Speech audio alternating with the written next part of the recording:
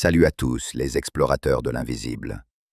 On pense souvent connaître l'histoire, celle des grands rois, des batailles épiques, des monuments grandioses. Mais que se passe-t-il si je vous disais que les murs que nous visitons, les pierres que nous touchons, recèlent des murmures inavoués, des drames humains si puissants qu'ils traversent les siècles, attendant juste une oreille attentive pour être enfin révélés? Et si le passé n'était pas figé dans le marbre, mais vivant, pulsant, juste sous la surface? Alors, avant de plonger ensemble dans les profondeurs insoupçonnées du château de Chillon, prenez un instant. Installez-vous confortablement, peut-être avec une tasse de votre boisson préférée. Et si ce genre d'aventure historique vous parle, un petit pouce bleu et un abonnement seraient un merveilleux soutien pour la chaîne. C'est le meilleur moyen de me dire que ces voyages dans le temps résonnent avec vous. Et dites-moi en commentaire, avant que le récit ne commence, quel est le plus vieil objet que vous possédez et qui a une histoire secrète que vous aimeriez percer? Maintenant, respirez profondément et laissons les pierres nous parler. Le silence, au château de Chillon, n'était jamais absolu. Il était une symphonie basse, une mélodie ancestrale tissée de 1000 bruits infimes, presque imperceptibles pour l'oreille non avertie. Pour Elara Dubois, historienne de l'architecture et âme profondément ancrée dans les strates du passé, ce silence était une langue, un langage chuchoté par les siècles. À 32 ans, elle avait consacré sa vie à l'étude des fortifications médiévales. Et Chillon, avec ses remparts imposants et ses cachots abyssaux, était son sanctuaire, son laboratoire, son monde. Son bureau, niché dans une tour secondaire, était une cellule monacale, austère et pourtant riche de sa propre histoire silencieuse. Le froid, implacable et pénétrant, s'infiltrait par les jointures des pierres moussues, une constante qui glaçait la peau mais réchauffait l'esprit d'Elara, le connectant directement aux vies qui avaient autrefois habité ces lieux. L'humidité du lac Léman, omniprésente, s'accrochait aux murs, imprégnant l'air d'une odeur distincte de pierres mouillées et de terre fraîche. Une haute fenêtre cintrée, à l'élégance sobre, offrait une vue saisissante et changeante sur les eaux grises du lac, souvent agitées par les vents d'automne tardif.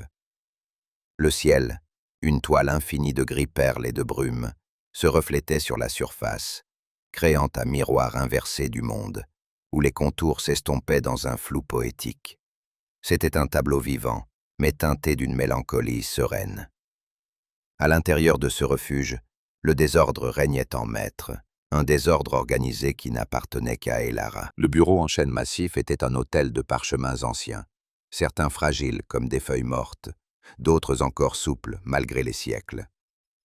Des cartes jaunies, aux lignes précises mais aux noms oubliés, s'étalaient sous des loupes, traçant les contours d'un monde disparu. Des livres à la reliure usée, leurs pages imprégnées de l'odeur douce et âcre du vieux papier et de la poussière accumulée, formaient des piles instables, des tours de savoir prêtes à s'effondrer au moindre souffle. L'air, dans cette pièce, était une symphonie olfactive. Le vieux papier, la poussière et la pierre humide. Une combinaison qui avait façonné Elara, qui était devenue l'essence même de son être. C'était une odeur de temps, de mémoire, une fragrance qui la reliait indissolublement au passé. Absorbée par son travail, Elara était penchée sur un grand registre en cuir, un mastodonte de la bureaucratie du XVIe siècle. Sa tâche du moment, cataloguer une nouvelle collection de documents administratifs, une besogne que beaucoup jugeraient fastidieuse, répétitive, mais qui pour elle était une danse méditative avec le passé. Chaque page tournée, chaque ligne lue, la plongeait plus profondément dans le quotidien des habitants du château d'antan. Le son lointain et hypnotique des vagues du Léman, se brisant inlassablement contre les fondations du château, était une constante, une berceuse ancestrale qui berçait son esprit, l'invitant à la rêverie. Intérieurement, Elara se sentait étrangement déconnectée du présent. Les lumières éclatantes de la modernité, le flux incessant d'informations, la superficialité des interactions contemporaines, tout cela lui semblait lointain, presque étranger. Elle était infiniment plus à l'aise avec les ombres des siècles passés, avec les voix silencieuses des défunts, qu'avec la cacophonie du monde actuel. Son enfance, marquée par les années passées dans un orphelinat strict mais bienveillant, puis par l'éducation rigoureuse mais éclairée de sa grand-mère archiviste, l'avait façonnée. Sa grand-mère, une femme d'une intelligence rare et d'une curiosité insatiable, lui avait inculqué un respect quasi religieux pour l'histoire locale. Elle parlait souvent d'histoires non résolues, qui, selon elle, se cachaient, patientes, dans les murs anciens, sous les pavés, dans les recoins oubliés. Un journal non catalogué, découvert par hasard lors de ses études universitaires, avait ravivé en elle cette quête des vérités cachées, ces récits tronqués ou délibérément dissimulés. Au-delà de cette fascination intellectuelle, Elara ressentait un vide, un désir inavoué de connexion profonde. Elle cherchait une vérité personnelle, qu'elle croyait intimement entrelacée avec les destins oubliés de l'histoire. C'était une quête existentielle, une recherche de sens dans un monde qui lui semblait parfois dénué de substance. Une mélancolie tranquille l'habitait, un sentiment diffus, doux amer, accentué par le climat de fin d'année et la grandeur silencieuse, presque écrasante, du château. Chaque pierre semblait porter le poids d'un millénaire, chaque couloir résonnait d'échos lointains. Et Elara, au milieu de tout cela, cherchait sa propre place dans cette tapisserie du temps. Alors qu'elle manipulait le grand registre en cuir, ses doigts fins et agiles, habitués à la texture des manuscrits anciens, glissèrent sur une anomalie dans la reliure. Ce n'était pas une déchirure, ni une tache, mais une légère protubérance, une rupture dans la surface lisse et patinée du vieux cuir. Curieuse, elle exerça une légère pression, puis tira délicatement. Discrètement nichée, presque fondue dans le matériau qui avait traversé les âges, elle découvrit un petit objet. C'était un oiseau en bois, délicatement sculpté, ne dépassant pas la taille de son pouce. Ses détails étaient fins, malgré l'usure du temps. Les ailes, à peine esquissées, le corps svelte, la tête penchée comme s'il écoutait un secret. Il était froid au toucher, d'une douceur polie par des manipulations innombrables. Ce n'était clairement pas un artefact officiel. Sa présence était une intruse, une touche profondément personnelle, presque intime, au milieu de la bureaucratie froide et impersonnelle du registre. Une émotion indéfinissable la saisit, un mélange de surprise, de curiosité et d'une pointe d'excitation. Cet oiseau, si petit et insignifiant en apparence, portait le poids d'une intention. Elle le tourna délicatement entre ses doigts, sentant la surface lisse et froide du bois contre sa peau. Sur son dos, presque invisible à l'œil non exercé, une inscription archaïque était gravée. Les lettres s'entrelaçaient en arabesques complexes, un script qui lui était inconnu, malgré ses vastes connaissances en paléographie. Un frisson parcourut son échine, non pas de peur, mais d'une reconnaissance profonde. Cet oiseau, cette énigme minuscule, était un fil ténu tendu à travers le temps, un appel, une histoire humaine délibérément dissimulée, attendant d'être découverte. C'était l'appel des pierres, un murmure silencieux qui résonnait avec sa propre quête, avec ce désir ardent de vérité. La tension calme et l'intrigue historique s'épaississaient autour d'elle, le château tout entier semblant retenir son souffle, comme si les murs eux-mêmes attendaient la suite de ce drame inattendu. Cette nuit-là, le rêve récurrent la visita de nouveau. Plus vif, plus pressant. Elle se tenait au bord du lac, l'air glacial mordant sa peau. Devant elle, la figure encapuchonnée se dressait, une silhouette sombre et immobile sur le lac gris, ses contours flous dans la brume. Mais cette fois, le regard de la figure semblait fixer le château avec une intensité palpable, une attente silencieuse qui résonnait avec l'écho de son propre questionnement, de cette énigme que l'oiseau de bois venait de déposer entre ses mains. Le rêve n'était plus une simple manifestation de son inconscient, mais une prémonition, un guide silencieux vers l'inconnu. Elle se réveilla avec le sentiment que quelque chose venait de changer, que le passé avait enfin décidé de lui parler. L'oiseau en bois, désormais débarrassé de son anonymat, devint rapidement le centre de l'univers d'Elara. Plus qu'un simple artefact, il était un petit gardien de secret, posé sur son bureau comme un oracle silencieux. Elle le touchait parfois, ses doigts glissant sur le bois lisse et froid, cherchant à en extraire d'autres indices, d'autres murmures. L'inscription, cette suite de caractères inconnus, obsédait ses pensées. Elle tournait dans son esprit comme un leitmotiv, une mélodie inachevée qui exigeait d'être complétée. Le mystère de ces lettres entrelacées était un défi personnel, une énigme qu'elle se devait de résoudre.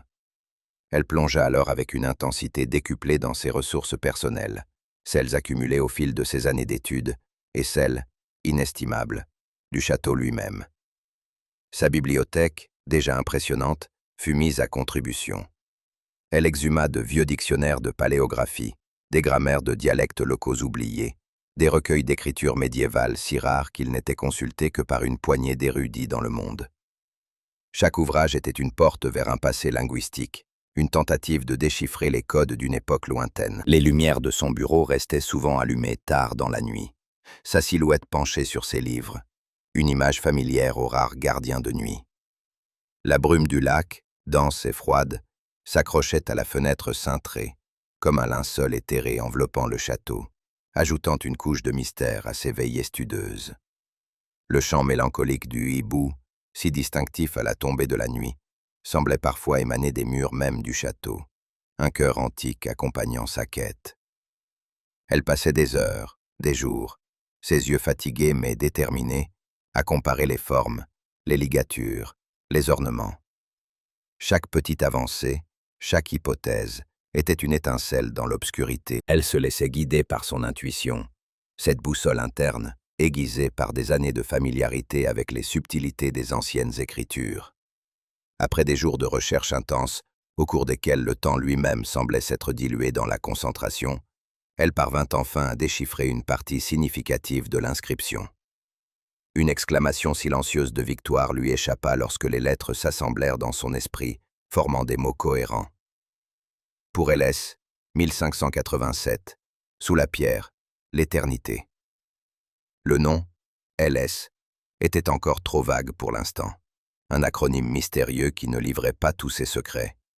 Mais la date, 1587, était un point d'ancrage crucial, une encre jetée dans le flux du temps. Le mot « éternité » et l'expression « sous la pierre » résonnaient profondément avec le thème des histoires non résolues que sa grand-mère lui avait tant enseigné.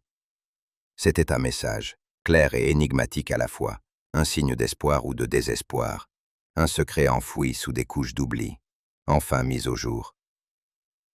Avec cette nouvelle clé en main, Elara se lança dans une recherche plus ciblée dans les registres du château de la fin du XVIe siècle. Elle ne cherchait plus de larges pans d'histoire, mais des éclats, des fragments, des murmures. Elle passa des journées entières, ses doigts effleurant les pages poussiéreuses, ses yeux parcourant les lignes d'encre fanées, dans la salle des archives, une pièce voisine de son bureau, où l'air était encore plus épais de poussière et de l'odeur du temps. Elle découvrit des mentions fragmentaires d'un certain Laurent Sandoz, un maître maçon ayant travaillé sur des modifications structurelles du château à cette période. Les documents indiquaient qu'il avait été impliqué dans des renforcements des souterrains et l'ajout d'une petite chambre de stockage dans les étages administratifs supérieurs, des travaux qui correspondaient à l'année 1587. Les documents officiels le décrivaient comme un homme dévoué, sans histoire, un artisan compétent et discret. Mais Elara, avec son œil d'historienne et son intuition affûtée, percevait des lacunes, des omissions subtiles dans les récits, des silences éloquents qui la poussaient à creuser plus loin. Pourquoi un tel secret autour d'un simple maçon? Elle se souvenait de la sensation du froid, lisse et profondément usée des marches en pierre du château sous ses doigts, alors qu'elle montait et descendait inlassablement les escaliers en spirale, chaque pas la connectant à des siècles de vie passée, de pieds qui avaient foulé les mêmes pierres. Ses mains, souvent salies par l'encre et la poussière, étaient devenues un prolongement de son esprit, des capteurs tactiles qui lisaient l'histoire dans la texture des choses. Sa quête l'entraîna au-delà de sa zone de recherche habituelle. Elle commença à explorer les parties moins fréquentées du château, les coins oubliés, les couloirs où la lumière était toujours tamisée, filtrant à travers d'étroites meurtrières, ou s'éteignant complètement. Elle examina les plans architecturaux de l'époque avec une intensité renouvelée, cherchant des discordances, des ajouts non documentés, des anomalies qui auraient pu échapper à un œil moins averti. Ses collègues, habitués à son intense concentration et à son absorption presque monacale dans son travail, remarquèrent son éloignement croissant. Elle devenait une ombre parmi les ombres du château, son esprit ailleurs, dans les méandres du passé. Un jeune stagiaire, Jules, un garçon aux yeux vifs mais à l'esprit encore peu formé aux subtilités de l'histoire, lui demanda un jour avec une curiosité naïve.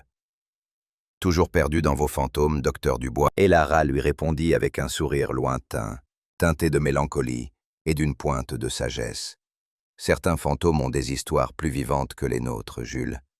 Des histoires qui réclament d'être entendues. » Elle sentait que cet oiseau n'était pas qu'un objet, mais la clé d'une vie oubliée. Un appel à la justice historique qu'elle avait toujours cherché. Une résonance avec son propre besoin de vérité. La brume tenace du Léman enveloppait le château chaque matin, créant une atmosphère éthérée qui renforçait le sentiment d'un voile à lever, d'un secret à percer. L'air vif et humide du matin portait parfois l'écho lointain des cloches de Montreux, un son qui la ramenait momentanément au présent, avant de replonger dans l'abîme du passé. L'expression « sous la pierre » résonnait comme un mantra dans l'esprit d'Elara. Une énigme obsédante, une direction à suivre. C'était un appel, une promesse, un secret enfoui. Elle étudiait minutieusement les plans des souterrains et des fondations du château, des documents complexes et souvent lacunaires, dessinés à la main, où chaque ligne, chaque hachure pouvait receler un indice. Ses yeux parcouraient les moindres détails, cherchant des anomalies, des murs qui ne devraient pas être là selon les registres officiels, des espaces non répertoriés. Elle se penchait sur les cartes, traçant des lignes imaginaires, se projetant dans la maçonnerie, tentant de visualiser la structure interne du monstre de pierre. Sa recherche la mena à une série de documents mentionnant des réparations majeures des fondations après une tempête particulièrement violente en 1586, une année à peine antérieure à la date gravée sur l'oiseau. Ces registres indiquaient que Laurent Sandoz, le maître maçon qu'elle avait déjà identifié, avait été chargé de ces travaux essentiels. Une mention, écrite d'une main différente, plus petite, presque comme une annotation secrète, spécifiait qu'une partie des travaux avait été discrètement menée, pour des raisons de stabilité structurelle sensible. Cette phrase, si anodine en apparence, piqua la curiosité d'Elara. Pourquoi cette discrétion? La stabilité structurelle était une affaire publique, non un secret. Il y avait là une dissonance, une fausse note dans la symphonie des faits historiques. Convaincue que la vérité se cachait dans les profondeurs du château, Elara s'attela à obtenir les autorisations nécessaires pour accéder à certaines zones des souterrains. Ces zones, habituellement fermées au public et même au personnel, étaient considérées comme dangereuses ou sans intérêt historique. Prétextant une vérification de l'intégrité des structures médiévales et la nécessité de cartographier plus précisément les zones moins documentées, elle parvint, non sans difficulté, à convaincre la direction du château. Le processus fut long, semé d'embûches administratives, mais sa persévérance finit par payer. Le jour où elle obtint enfin les clés et les laissez-passer, le gardien en chef, un homme bourru nommé M. Reynard, aux traits burinés par les années passées dans les couloirs froids du château, la mit en garde. Son visage, généralement fermé, affichait une expression grave. « Ces vieux murs n'aiment pas être dérangés, mademoiselle », lui dit-il avec un regard pénétrant, presque prophétique. « Ils ont leurs propres secrets, et certains feraient mieux de rester enfouis. » Et Lara le remercia, un sourire poli sur les lèvres, mais son cœur battait déjà la chamade. Les avertissements de M. Reynard ne faisaient qu'attiser sa détermination. Descendre dans les cachots fut une expérience sensorielle intense, une plongée dans un autre monde, où le temps semblait s'être arrêté. L'escalier de pierre, usé par des siècles de pas, était sombre et étroit, chaque marche résonnant sous ses bottes. L'air y était lourd, saturé de l'odeur de terre humide et de pierres millénaires, un parfum de décomposition lente et de vie enfouie. C'était une odeur primale, qui pénétrait les poumons et se nichait au plus profond de l'être. Le silence était profond, presque oppressant, un silence que seule la profondeur des entrailles de la terre pouvait offrir. Parfois, il était rompu par le clapotis lointain de l'eau contre les murs, l'écho des vagues du Léman filtrant à travers les fondations, ou le faible grincement d'une vieille porte rouillée au gré d'un courant d'air invisible. La lumière du jour ne pénétrait jamais ici, et Elara avançait à la lueur vacillante de sa lampe torche, un faisceau solitaire dans l'obscurité abyssale. Les ombres, gigantesques et déformées, dansaient sur les murs rugueux, créant des formes fantasmagoriques, des illusions mouvantes qui semblaient murmurer des histoires oubliées. Elle sentait la pierre froide et rugueuse sous ses doigts à chaque fois qu'elle cherchait un appui. Une texture irrégulière, vivante sous la surface. Dans une section particulièrement ancienne des cachots, autrefois utilisée pour le stockage de vivres ou de matériel, et aujourd'hui à peine visitée, Elara s'arrêta. La lampe torche balayait les murs, révélant des détails que l'œil humain n'aurait jamais perçus sans cette lumière concentrée. Elle remarqua une série de pierres qui semblaient légèrement différentes des autres. Elles étaient plus lisses, plus régulières, d'une taille uniforme qui contrastait avec l'irrégularité rustique du reste de la maçonnerie. L'une d'elles, à la hauteur de ses yeux, présentait une petite marque presque effacée, comme une cicatrice à peine visible sur le visage de la pierre. Un frisson parcourut son corps. Son cœur, déjà tendu par l'atmosphère oppressante des cachots, s'emballa. Ses doigts, engourdis par le froid ambiant, passèrent sur la surface froide et rugueuse de la pierre. Elle sentit une légère dépression, une forme. En y regardant de plus près, sous l'angle précis de la lumière de sa torche, elle distingua les contours. C'était un oiseau stylisé, presque identique à celui qu'elle avait trouvé dans le registre. C'était un signe. Une signature silencieuse de Laurent Sandoz, le maçon, son messager du passé. L'émotion la submergea. C'était une preuve tangible, une connexion physique avec le secret qu'elle cherchait. En inspectant le mur avec plus d'attention, ses yeux s'habituant à l'obscurité, elle réalisa que ce n'était pas un mur solide, mais une paroi masquant un passage. Les joints étaient trop parfaits, la couleur de la pierre trop homogène pour être une simple section de mur ancien. Les indices, une fois vus, ne pouvaient être ignorés. Derrière la pierre marquée, elle découvrit une cavité étroite, à peine visible, un espace d'ombre plus profonde encore. Elle se glissa à l'intérieur, ses mains effleurant la pierre glacée, le souffle court, le cœur battant la chamade contre ses côtes. Le passage était court, oppressant, exigu. L'odeur de la terre y était encore plus forte. Il déboucha rapidement sur une petite chambre dissimulée, dont l'existence n'était pas mentionnée sur les plans actuels du château, ni sur aucun document qu'elle avait consulté. L'air de cette chambre était stagnant, lourd, imprégné d'une odeur de vieux parchemin et de poussière qui était plus forte, plus concentrée que jamais. C'était le parfum du temps figé, d'un espace inviolé depuis des siècles. Au centre de la pièce, sur une petite étagère naturelle creusée dans la roche, comme un autel discret, se trouvait une petite boîte en bois. Elle était recouverte d'une couche épaisse de poussière, un manteau gris et fin qui témoignait de son sommeil séculaire. L'oiseau en bois qu'elle portait toujours sur elle, dans la poche de sa veste, sembla vibrer, une chaleur ténue émanant de lui, comme un lien tangible, une reconnaissance mutuelle entre l'objet et le lieu. Elara sentit une onde d'énergie la traverser, une connexion profonde, presque mystique. La découverte de cette chambre secrète raviva son rêve récurrent avec une intensité nouvelle. Cette nuit-là, la figure encapuchonnée sur le lac sembla plus proche, ses contours plus nets, son regard plus intense, comme si elle l'encourageait silencieusement à continuer, à ne pas s'arrêter là. Elara ressentit une montée d'adrénaline mêlée à une crainte révérencieuse. Ce n'était plus seulement une recherche académique. C'était un dialogue avec le passé, une connexion personnelle qui transcendait les siècles, une conversation intime avec les âmes qui avaient habité ces lieux. Elle sentait que Laurent Sandoz n'était pas juste un maçon. Il était le gardien d'un secret, un témoin silencieux. Et l'oiseau, son messager discret, l'avait guidée jusqu'à la vérité. Elle était maintenant au seuil d'une révélation, et le poids de l'histoire reposait sur ses épaules. La boîte en bois découverte dans la chambre secrète était d'une fragilité alarmante. Le bois, asséché par les siècles d'isolement, menaçait de se désintégrer au moindre contact. Elara la ramena avec une précaution quasi religieuse à son bureau, comme si elle portait un trésor inestimable, ce qui, à ses yeux, était le cas. Chaque pas dans les couloirs froids du château résonnait, amplifiant le battement de son cœur. Une fois en sécurité dans son sanctuaire personnel, sous le regard silencieux des livres et des parchemins, elle la déposa délicatement sur son bureau, à côté de l'oiseau de bois.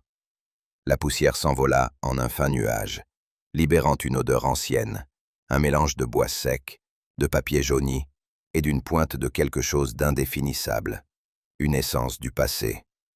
Avec des mains tremblantes, Elara souleva le couvercle. À l'intérieur, nichée dans un lit de tissu usé par le temps, elle trouva une poignée d'objets. Chacun d'eux était un fragment d'une vie, une parcelle d'une histoire oubliée. Il y avait des lettres jaunies par les siècles, leur papier fin et fragile, écrites d'une main élégante et assurée, des boucles et des fioritures qui témoignaient d'une éducation raffinée. À côté des lettres, un portrait miniature, à peine plus grand que son pouce, représentait une jeune femme.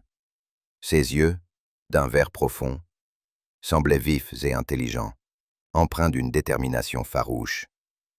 Un sourire discret effleurait ses lèvres, mais il y avait une mélancolie sous-jacente, une ombre dans le regard.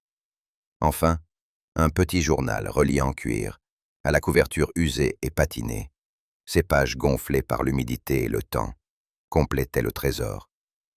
La date de la première entrée, gravée à la plume, était 1585. Elara commença par les lettres, ses doigts délicats les dépliant avec une extrême prudence. Le français de l'époque, avec ses tournures et son vocabulaire archaïque, lui était familier. Mais l'émotion contenue dans les mots rendait la lecture plus lente, plus intense. Elle découvrit une correspondance passionnée, vibrante d'amour et de désespoir, entre Laurent Sandoz, le maître maçon, et une femme nommée Élise de Valois. Élise, comme le révélèrent les lettres, était une dame de compagnie d'une noble emprisonnée au château pour des raisons politiques, une figure discrète mais essentielle de la cour. Leurs mots étaient empreints d'une tendresse infinie, de promesses chuchotées et d'une douleur grandissante face à l'impossibilité de leur amour. Leur différence de statut social était une barrière infranchissable, un mur invisible mais solide comme ceux du château. Puis vint le journal d'Élise. Les pages s'ouvraient sur l'intimité de son âme, révélant une histoire tragique qui dépassait les simples romances. Élise était tombée éperdument amoureuse de Laurent, un amour pur et sincère, mais condamné dès le départ. Mais son histoire ne se limitait pas à une simple passion. Élise était également une fervente partisane d'une faction politique opposée à celle qui dominait alors la région, une mouvance discrète mais influente. Elle avait été accusée de trahison, de complot contre l'autorité en place, des charges fabriquées de toutes pièces, comme le laissa entendre le journal. En 1587, la même année que l'inscription sur l'oiseau de bois, elle avait été emprisonnée au château de Chillon, jetée dans les mêmes cachots que Laurent avait renforcés. Les murs, qui auraient dû les séparer, les unissaient désormais dans le malheur. Laurent, désespéré par l'emprisonnement de son amour, avait utilisé son accès privilégié aux fondations et aux murs du château pour construire cette chambre secrète, ce refuge minuscule, espérant communiquer avec elle, lui apporter du réconfort, ou même, dans ses rêves les plus fous, la faire évader. L'oiseau en bois, il le comprit alors, était leur symbole secret, un signe d'espoir et de résistance, un messager silencieux de leur amour inébranlable. Et la phrase « sous la pierre, l'éternité » n'était pas seulement une promesse de leur amour éternel, mais aussi une référence poignante au lieu de leur secret. Et peut-être pressentait-elle avec un frisson à la dernière demeure d'Élise elle-même. Elara fut submergée par une vague d'émotions si intense qu'elle en eut le souffle coupé. L'histoire n'était pas seulement tragique, elle était profondément injuste. Élise de Valois n'était pas une traîtresse, mais une victime innocente des machinations politiques de l'époque, une femme dont la seule faute était d'aimer et de croire en des idéaux différents. Les registres officiels l'avaient condamnée à l'oubli, dépeignant sa disparition comme une simple fuite ou une maladie subite. Des euphémismes cruels pour effacer toute trace de sa résistance, de son courage et de son amour. La quête de justice historique d'Elara prenait alors une dimension personnelle intense, viscérale. Elle sentit la colère monter en elle, un sentiment partagé avec ses âmes oubliées, une indignation brûlante face à l'effacement de la vérité. Dehors, la brume et le froid de l'automne s'étaient intensifiés. La transition vers l'hiver était palpable, mordante. Les journées étaient courtes, la lumière du jour se faisant rare, filtrant avec parcimonie à travers les épaisses murailles. Le chant du hibou était devenu presque quotidien, un accompagnement sonore à ses veillées solitaires, sa mélodie plaintive se mêlant à ses pensées.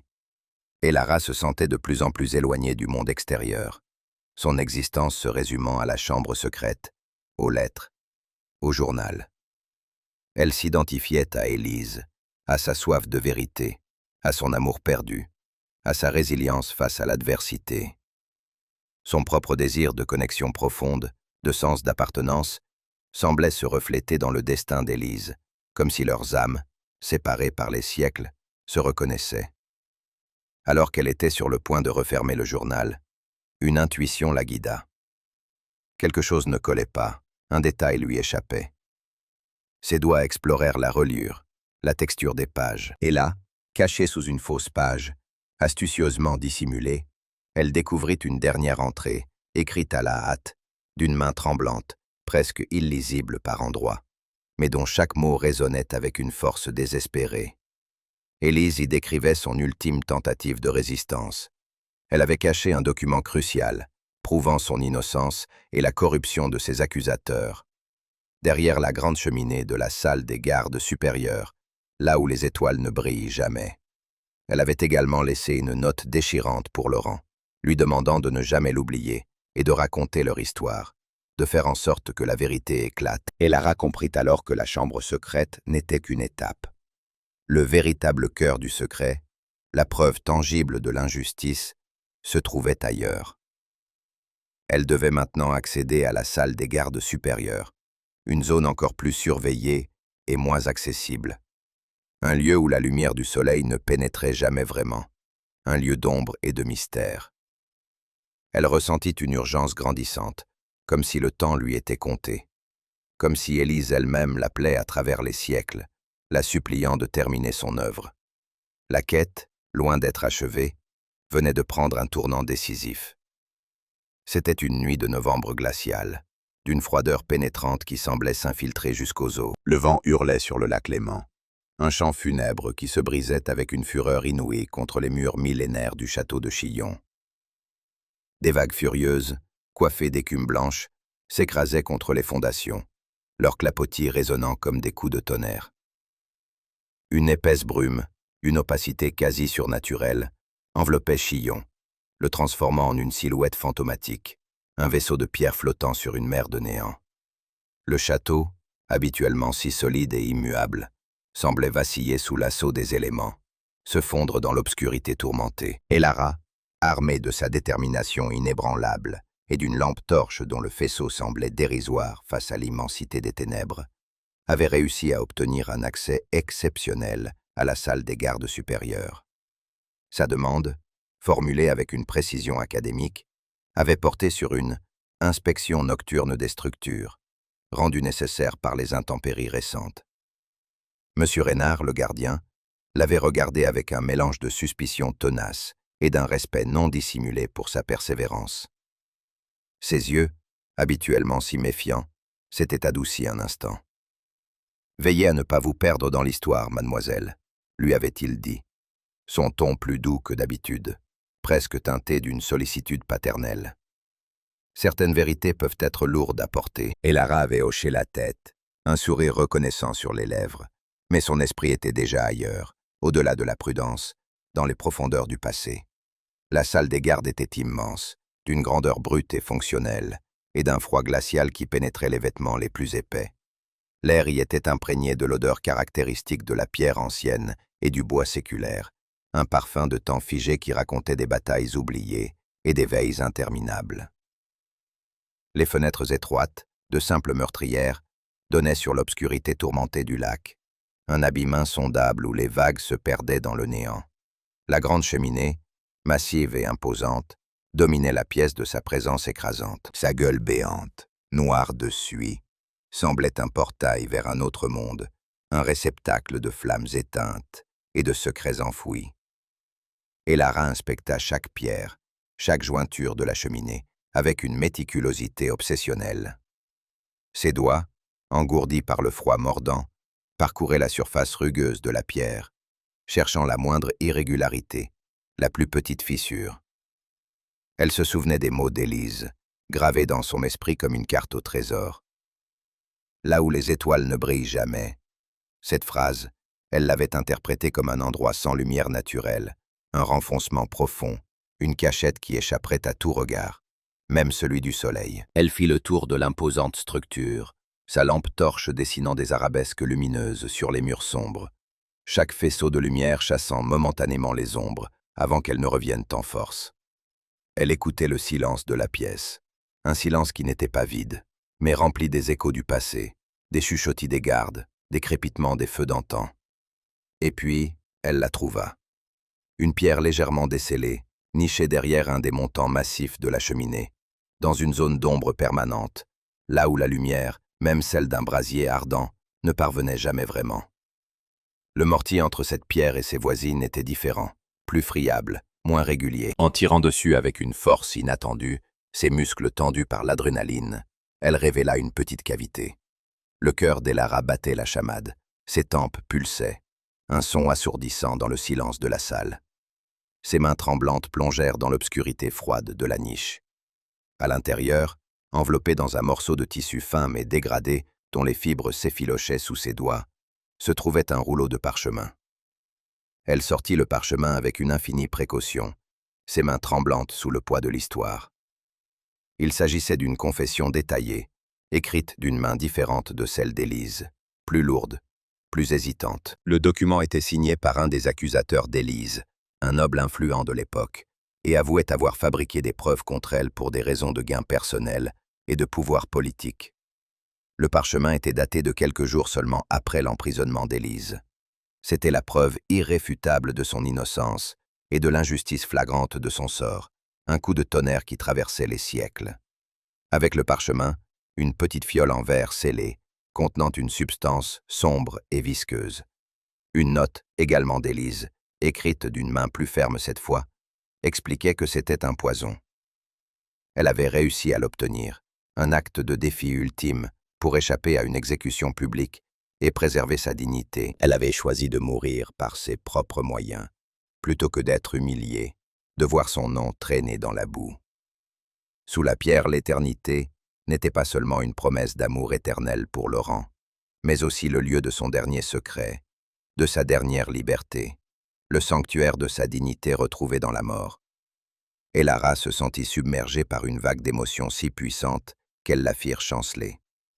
Un chagrin profond pour le destin tragique d'Élise, cette femme courageuse et injustement condamnée. Une colère brûlante contre l'injustice des hommes, contre la manière dont le pouvoir corrompt et détruit. Mais aussi, une immense satisfaction, une joie pure et inaltérable d'avoir enfin donné une voix à cette femme oubliée, d'avoir exhumé sa vérité du linceul du temps. Elle tenait le parchemin, le poids de l'histoire et de la justice entre ses mains, un fardeau sacré et précieux. Elle ressentit une connexion si intense avec Élise qu'elle eut l'impression que la jeune femme était à ses côtés, son souffle se mêlant à la brise froide qui s'engouffrait par les interstices des murs. C'était une communion d'âme, un pont jeté par-delà les siècles. Son propre désir de connexion profonde, de vérité personnelle, était exaucé d'une manière inattendue, par cette union spirituelle avec une âme du passé. Elle avait trouvé sa vérité personnelle, non pas dans une introspection solitaire, mais dans cette révélation partagée, dans cette réparation historique. Le rêve de la figure encapuchonnée se précisa dans son esprit, une clarté soudaine et bouleversante. Elle comprit que cette figure n'était pas seulement un symbole du mystère, mais l'esprit même d'Élise, patientant, attendant d'être découverte, d'être libérée. Dans ce moment de révélation, Elara eut le sentiment que la silhouette se tournait enfin, lentement, le dos au château. Sa mission accomplie, son histoire enfin entendue, sa justice rendue. Un silence profond s'installa dans la salle des gardes, brisé seulement par le vent hurlant et le clapotis lointain du lac, comme un cœur antique saluant la vérité enfin dévoilée. L'oiseau en bois, toujours dans sa poche, semblait plus léger, son message enfin délivré, son rôle d'éclaireur achevé. Elara se tint là, au milieu du froid et des ombres, sentant la chaleur d'une paix nouvelle se répandre en elle. Au cours des semaines suivantes, Elara se consacra à la documentation méticuleuse de ses découvertes. Chaque mot du parchemin fut transcrit avec une précision d'orfèvre. Chaque lettre d'Élise et de Laurent fut photographiée, analysée, contextualisée. Elle rédigea un rapport détaillé, un document exhaustif destiné à l'administration du château et à la communauté historique, exposant avec clarté et rigueur la tragédie d'Élise de Valois et la corruption de ses accusateurs. Le processus fut lent, exigeant, mais Elara était animée par un sens du devoir profond, presque sacré. Elle ressentait une responsabilité immense envers Élise et Laurent, celle de réparer l'injustice historique, de graver leur histoire dans la mémoire collective. Ses nuits étaient courtes, ses journées longues, mais la fatigue était supplantée par la force de sa conviction. Initialement, les réactions furent mitigées. Certains historiens du château, engoncés dans la rigidité des récits établis, se montrèrent sceptiques. L'idée de remettre en question des vérités historiques acceptées depuis des siècles était dérangeante pour beaucoup. Ils craignaient un scandale, une altération de l'image prestigieuse du château. Mais la clarté, l'irréfutabilité des preuves apportées par Elara, combinées à sa réputation d'historienne rigoureuse et intègre, finirent par l'emporter. Le directeur du château, un homme d'une prudence légendaire, après avoir examiné les documents et vérifié chaque source, fut contraint d'admettre la véracité de ses découvertes. Il exprima une admiration réticente pour sa persévérance et son intuition, reconnaissant l'importance de cette nouvelle perspective pour l'histoire du château, même si elle venait bousculer les certitudes. Elara ressentit alors une étrange mélancolie. L'exaltation de la découverte, l'adrénaline de la quête, avait fait place à une tristesse tranquille, le poids d'une histoire si longtemps enterrée, si injustement silenciée.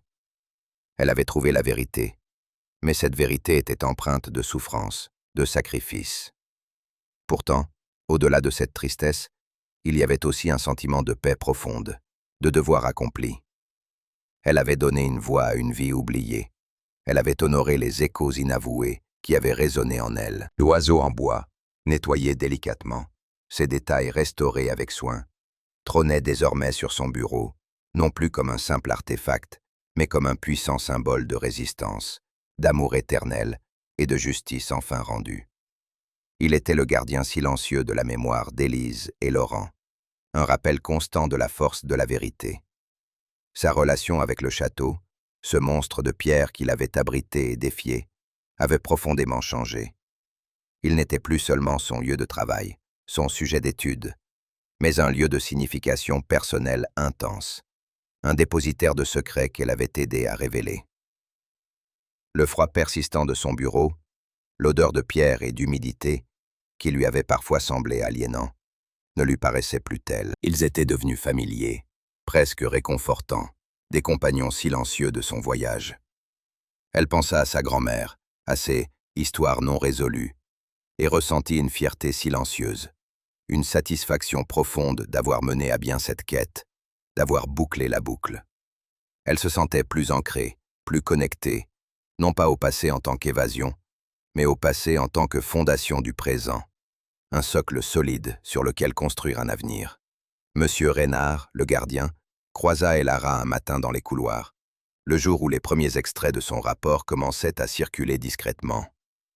Son visage buriné, habituellement fermé, affichait un rare sourire. « Vous avez trouvé ce que vous cherchiez, mademoiselle ?» lui demanda-t-il, un éclat de compréhension dans ses yeux. Elara hocha la tête, un sourire sincère en retour, qui illumina son visage. « Oui, monsieur Reynard, et j'ai trouvé bien plus que cela. » Le hibou poussa son cri plaintif au crépuscule, mais pour Elara, il semblait moins triste, moins mélancolique. Il lui semblait plus comme un appel à la vigilance, un rappel que d'autres histoires attendaient peut-être d'être découvertes, d'autres murmures à écouter. Elle savait que sa quête de vérité ne s'arrêterait jamais, mais elle était maintenant armée d'une nouvelle sagesse et d'une profonde satisfaction personnelle, prête à écouter les prochains échos que les pierres voudraient bien lui livrer. Les mois qui suivirent cette rencontre significative avec M. Reynard s'étirèrent, portés par le souffle discret mais inexorable du temps, transformant l'hiver rigoureux en un printemps naissant. La brume tenace qui s'accrochait au léman céda peu à peu la place à des voiles plus légers, diaphanes, puis à un ciel d'un bleu d'azur, lavé par les pluies fines et régulières. Les bourgeons, d'abord timides points verts sur les branches dénudées, éclatèrent en une symphonie de jeunes feuilles tendres, et les premiers parfums de jacinthes et de narcisses commencèrent à flotter dans l'air, subtil messager d'un renouveau imminent. Et Lara, pendant cette période, n'avait pas chômé. Ses journées étaient rythmées par le travail acharné de finalisation de son rapport, la rédaction méthodique de son article scientifique et la préparation minutieuse de sa présentation pour la prestigieuse conférence internationale sur l'histoire médiévale qui devait se tenir à Genève. Chaque mot était pesé, chaque phrase ciselée avec la précision d'une orfèvre, imprégnée de la conviction profonde que l'histoire d'Élise ne méritait rien de moins qu'une restitution impeccable, une résurrection éclatante. Elle se rappelait les longues heures passées devant son écran, les doigts courants sur le clavier, tandis que les pensées s'entrechoquaient et s'ordonnaient dans son esprit. Les extraits de son rapport initial avaient déjà ouvert des brèches, suscitant curiosité et interrogation parmi ses pairs. Désormais, il s'agissait de présenter la globalité, l'édifice achevé de sa découverte. Le titre qu'elle avait choisi, Élise de Valois, une voix retrouvée de Chillon, résonnait en elle comme un manifeste, une promesse de justice rendue. Chaque soir avant de se coucher, elle relisait des passages, imaginant le public, se projetant dans l'amphithéâtre, sentant monter en elle une légère appréhension, mêlée d'une exaltation contenue.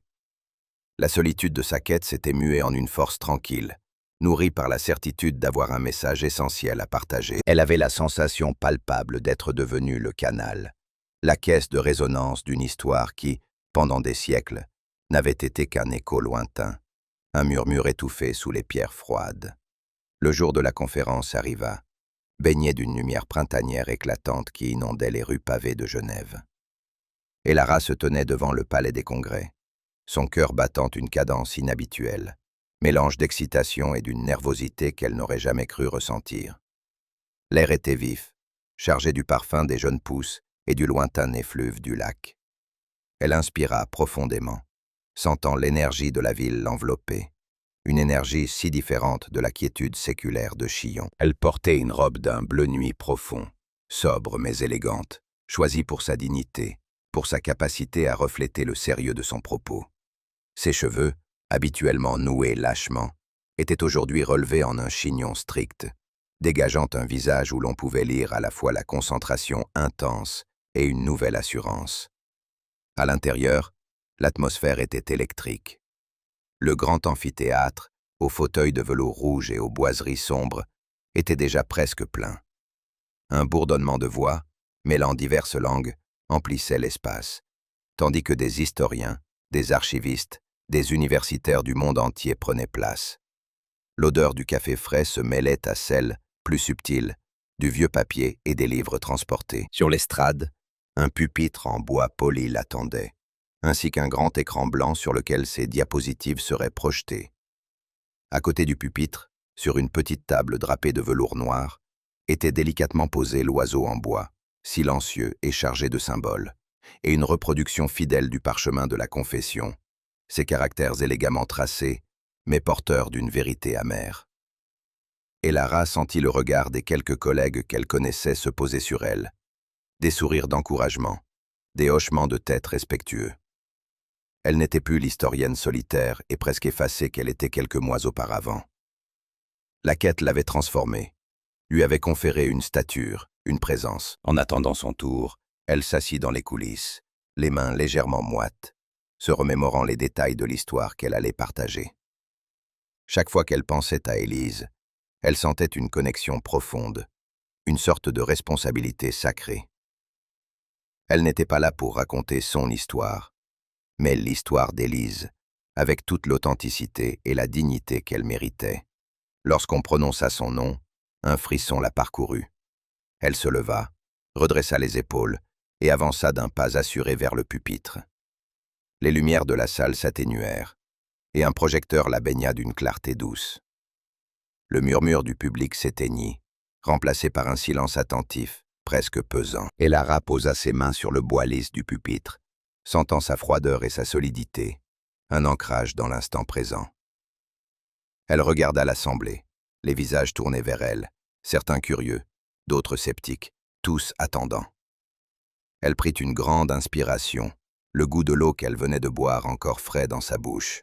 « Mesdames et messieurs, chers collègues, commença-t-elle, sa voix claire et posée, résonnant parfaitement dans l'amphithéâtre grâce au micro discret. Je suis Elara Dubois, et je suis ici aujourd'hui pour vous parler d'une femme. Une femme dont le nom fut effacé des annales, dont la voix fut réduite au silence par les puissants de son temps, mais dont l'écho, contre toute attente, a traversé les siècles pour nous parvenir aujourd'hui. Elle marqua une pause, laissant ses mots s'imprégner dans l'esprit de l'auditoire. Puis, avec une passion contenue mais palpable, elle commença à détailler l'histoire. Elle ne se contenta pas d'énumérer des faits, elle tissa un récit, ramenant à la vie Élise de Valois. Elle parla de la jeune femme à la cour de Savoie, de son éducation, de ses aspirations, de ses rêves. Elle décrivit avec une sensibilité poignante l'amour interdit qui la liait à Laurent, le jeune capitaine de la garde, un amour qui défiait les conventions, les rangs et les dangers. Chaque mot était choisi pour évoquer les émotions, pour peindre les paysages intérieurs et extérieurs de cette époque révolue. Elle projeta des images d'archives, des cartes de la région au XVIe siècle, des reproductions de documents d'époque, mais c'est sa narration qui captivait. Elle expliqua la montée de l'injustice politique, les machinations de la cour, la trahison, l'emprisonnement arbitraire d'Élise à Chillon. Elle décrivit la cruauté du système, la solitude de la prisonnière, le désespoir qui devait l'assaillir, et pourtant, la force inouïe qui l'anima pour trouver un moyen de laisser sa vérité derrière elle. Son doigt désigna l'image projetée du parchemin, un gros plan sur l'écriture minuscule et régulière. Ce parchemin, dit-elle, sa voix empreinte d'une gravité solennelle, n'est pas seulement un document historique. C'est un cri, un témoignage. La confession d'une femme injustement accusée, mais aussi l'affirmation de son amour et de sa dignité face à l'anéantissement. Elle parla de l'ingéniosité d'Élise, de son courage, de sa détermination à ne pas laisser son histoire disparaître sans laisser de traces. Elle raconta comment l'oiseau en bois, modeste jouet d'enfant, devint le réceptacle de sa vérité, la capsule temporelle d'un cœur brisé, et pourtant indomptable. À ce moment, elle se pencha, et avec une délicatesse infinie, saisit l'oiseau en bois posé sur la table. Elle le tint un instant dans sa paume, le montrant à l'auditoire. La lumière du projecteur se refléta sur le bois patiné, rendant visible chaque détail de sa sculpture simple. Un silence encore plus profond s'était fait dans la salle, teinté d'une émotion palpable. Les yeux des historiens, habitués aux faits froids et aux analyses distantes, brillaient d'une nouvelle lueur, celle de la fascination. Ils n'étaient plus seulement des chercheurs, mais des témoins, des complices de cette résurrection. Cet oiseau, messager des cieux pour Élise, a été son dernier confident, le dépositaire de son secret, expliqua Elara, sa voix baissant d'un ton, comme pour partager un murmure intime. Il a attendu, patiemment, sous les dalles de pierre de Chillon, pendant près de 5 siècles, que quelqu'un, enfin, l'écoute. Elle détailla ensuite sa propre découverte, le processus de datation, l'authentification du parchemin, la confrontation des faits avec les archives de l'époque. Elle expliqua comment cette histoire venait éclairer d'un jour nouveau les dynamiques de pouvoir, les intrigues de cour et la condition féminine dans la Suisse du XVIe siècle. Elle démontra comment l'amour d'Élise et Laurent n'était pas un simple roman, mais un prisme à travers lequel on pouvait mieux comprendre les forces sociales et politiques qui façonnaient les vies individuelles à cette époque. La présentation dura plus d'1 heure, mais le temps semblait suspendu. Les questions qui suivirent furent nombreuses, passionnées, et Elara y répondit avec une érudition et une clarté impressionnantes. Elle put sentir l'admiration et le respect de ses pairs grandir à chaque réponse. À la fin, l'amphithéâtre éclata en une salve d'applaudissements qui dura de longues minutes, un tonnerre vibrant qui la submergea d'une émotion inattendue. Des collègues vinrent la féliciter, les yeux pétillants, louant la rigueur de sa méthode et la profondeur de son intuition. Le professeur Dubois, un éminent spécialiste de la Renaissance, s'approcha d'elle, les yeux embués. « Mademoiselle Dubois, dit-il, la voix rauque d'émotion, vous avez non seulement exhumé une histoire, vous avez offert une leçon d'humanité.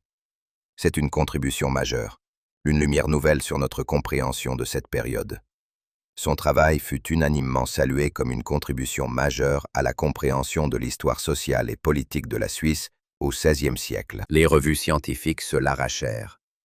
Quelques semaines plus tard, un article détaillé, fruit de son inlassable labeur, fut publié dans une revue historique de renom, le Journal, d'histoire médiévale et moderne.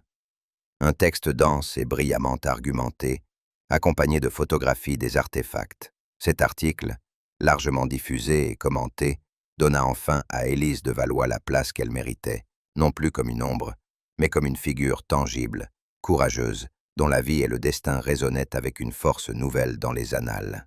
Le nom d'Élise de Valois était désormais gravé dans la mémoire collective, tout comme il l'avait été dans l'âme d'Elara. L'impact de ses recherches dépassa rapidement le monde académique, s'étendant bien au-delà des murs des universités et des bibliothèques. Les retombées se firent sentir jusqu'aux rives du lac Léman, au pied même du château de Chillon. La direction du château, sensible à l'engouement du public et à la résonance émotionnelle de l'histoire d'Élise et Laurent, décida d'intégrer pleinement ce récit dans ses parcours de visite. Ce n'était plus une simple anecdote murmurée par un guide particulièrement versé, mais une partie intégrante de l'identité du lieu. Un mois après la conférence, Elara fut invitée à une cérémonie officielle au château. Le soleil de fin de printemps jouait sur les eaux du lac, et le vent doux caressait les drapeaux flottant fièrement au-dessus des tours crénelées. Le directeur du château, M. Bertrand, un homme d'une soixantaine d'années aux allures distinguées, la remercia chaleureusement pour sa contribution inestimable. Un espace, autrefois une petite salle de garde oubliée, fut réaménagé avec soin pour devenir une exposition permanente consacrée aux artefacts d'Élise et Laurent. Elara avait participé activement à la conception de cette exposition, veillant à ce que chaque détail reflète la dignité et la vérité de l'histoire. Les murs de pierre brute de la pièce, lavés par les siècles, avaient été adoucis par un éclairage tamisé, créant une atmosphère de recueillement et de respect. Des panneaux explicatifs, rédigés avec la clarté et la poésie qu'Elara avait insufflée à son récit, racontaient l'histoire d'amour, de trahison et de résilience. Au centre de la pièce, sous une cloche de verre de sécurité, l'oiseau en bois original trônait, humble et puissant. À côté, un fac-similé du parchemin permettait aux visiteurs d'admirer les détails de l'écriture d'Élise. Des reproductions d'autres documents d'époque, des portraits imaginés des amants, et une chronologie visuelle complétait l'ensemble. L'odeur de la pierre ancienne se mêlait à celle, plus fraîche, du bois neuf des présentoirs. Pour Elara, voir l'oiseau de bois, qu'elle avait découvert dans l'obscurité, désormais exposé à la lumière, entouré de l'attention du public, était une source d'une profonde satisfaction. Elle passait ses doigts sur le rebord de la vitrine, sentant la surface froide et lisse, et une douce chaleur l'envahissait. Elle observa les premiers visiteurs, leur visage empreint de curiosité, d'émerveillement, et parfois d'une émotion visible. Elle entendait les murmures des enfants, les commentaires des adultes, les questions posées au guide. Le récit du château, autrefois axé principalement sur le pouvoir des comtes de Savoie, sur les stratagèmes militaires et la grandeur architecturale, était désormais enrichi par cette dimension humaine et tragique. Les visiteurs ne voyaient plus seulement des pierres froides et des prisons austères. Ils percevaient les échos d'un amour perdu, la force d'une âme résistante. La forteresse devenait un écrin pour une histoire d'humanité, touchant un public plus large et plus profondément, invitant à une réflexion sur la justice, la liberté et la mémoire. La transformation d'Elara était palpable, visible, presque tangible pour ceux qui la connaissaient.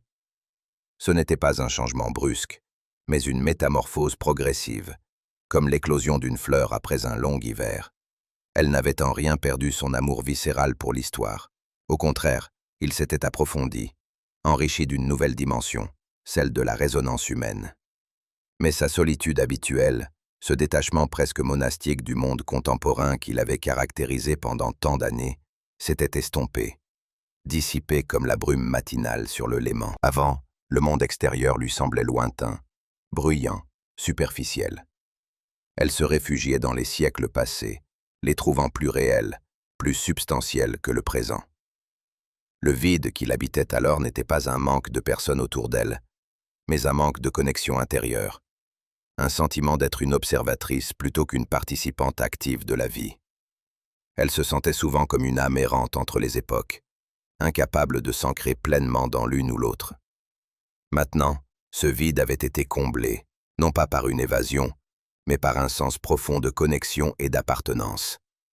En donnant une voix à Élise, en la tirant des limbes de l'oubli, Elara avait trouvé la sienne. Elle avait compris que la vérité personnelle qu'elle cherchait désespérément n'était pas une fuite du présent, une plongée dans un passé idéalisé, mais une compréhension plus profonde de l'humanité dans sa globalité, passé et présent entrelacés.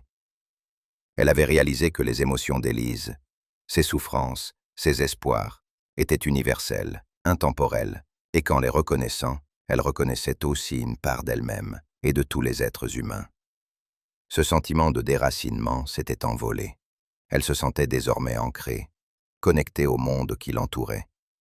Les couleurs lui semblaient plus vives, les sons plus mélodieux, les interactions humaines moins intimidantes et plus gratifiantes. Elle percevait le va-et-vient des passants dans les rues de Montreux, le rire des enfants sur le quai, le murmure des conversations aux terrasses des cafés, non plus comme un fond sonore lointain et indifférent, mais comme une symphonie dont elle faisait désormais partie.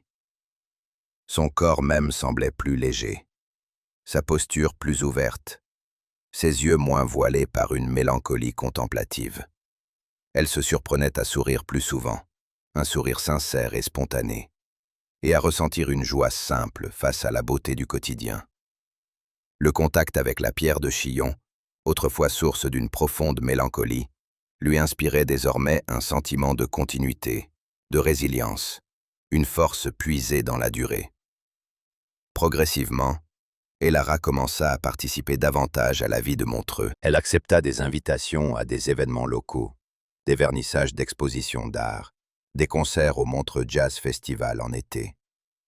Elle se promenait le long des quais, non plus en observatrice silencieuse et invisible, mais en femme présente, respirant l'air salin du lac, se laissant bercer par le clapotis des vagues.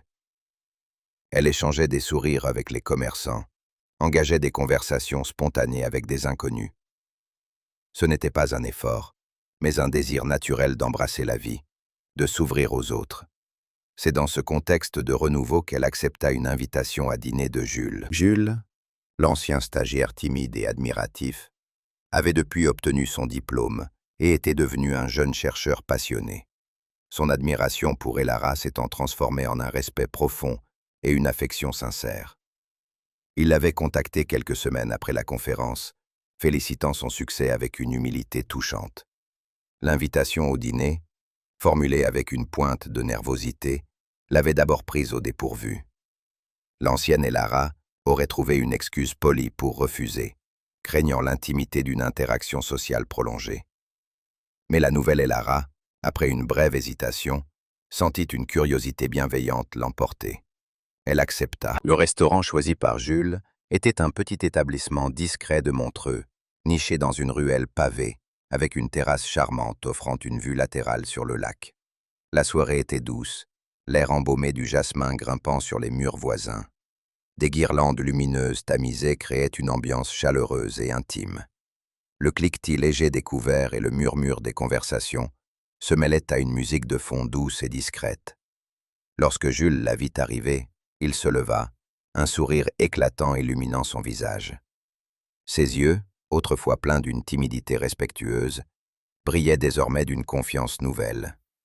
Il était impeccablement vêtu, ses cheveux bruns soigneusement coiffés, dégageant une aura de jeune homme sérieux et prometteur. « Elara, dit-il, sa voix légèrement plus grave, je suis ravi que vous ayez pu venir. » Elara lui retourna un sourire sincère, sentant une chaleur agréable se diffuser en elle. « Merci Jules, c'est moi qui suis ravi. Cet endroit est charmant. » Elle s'assit en face de lui, la lumière douce se reflétant dans ses yeux. L'odeur subtile du vin rouge et des herbes aromatiques des plats voisins flottait dans l'air. Leur conversation, initialement centrée sur l'histoire et les retombées de sa découverte, s'orienta bientôt vers des sujets plus personnels, plus authentiques. Jules parle de ses propres recherches, de ses aspirations, de ses doutes. Elara, chose rare pour elle, partagea des bribes de son propre parcours, de ses hésitations passées, de la solitude qui l'avait longtemps accompagnée. Elle écoutait Jules avec une attention nouvelle, non plus seulement en tant que mentor, mais en tant qu'interlocutrice, appréciant la vivacité de son esprit et la sincérité de ses émotions. Le goût du vin blanc, frais et fruité, se mêlait aux saveurs délicates de son plat. Ils rirent, partagèrent des anecdotes, échangèrent des vues sur le monde. Et Lara trouva un plaisir simple, presque inattendu, dans ces échanges, dans le partage de pensées et de sentiments. Il y avait une légèreté dans l'air, une connexion authentique qui transcendait leurs différences d'âge et de statut. Elle réalisa qu'elle n'avait pas eu une conversation aussi ouverte et agréable depuis des années. Jules, de son côté, était manifestement aux anges, écoutant chaque mot d'Elara avec une admiration non dissimulée, mais aussi avec un respect mutuel évident. La soirée passa trop vite, baignée d'une ambiance sereine et joyeuse, laissant à Elara un sentiment de plénitude rare et précieux. La scène finale la retrouva quelques semaines plus tard, un après-midi de printemps avancé, dans son bureau familier de l'université. La lumière qui pénétrait par la fenêtre cintrée n'était plus la clarté voilée et diffuse de l'hiver, ni la luminosité crue du milieu de journée. C'était une lumière douce, dorée, presque miel, filtrée par les jeunes feuilles des arbres qui bordaient la cour, projetant des motifs dansants sur le parquet ancien. La brume, autrefois compagne constante, avait totalement cédé la place à un ciel d'un bleu immaculé, parsemé de quelques nuages blancs et cotonneux qui flottaient paresseusement.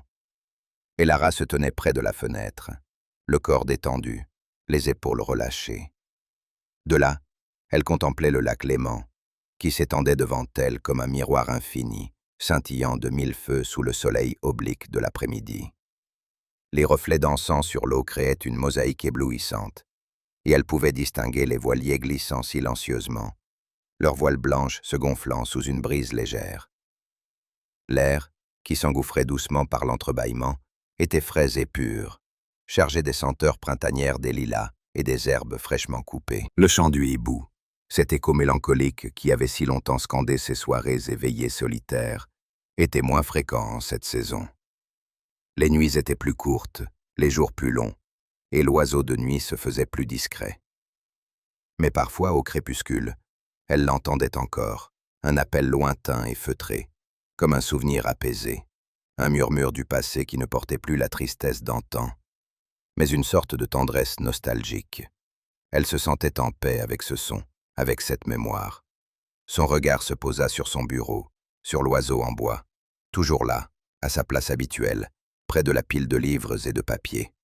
Il n'était plus l'objet d'une quête brûlante, ni le symbole d'une énigme à résoudre. Il était devenu un rappel constant, tangible et serein, de sa quête accomplie, du chemin parcouru, de la voie retrouvée.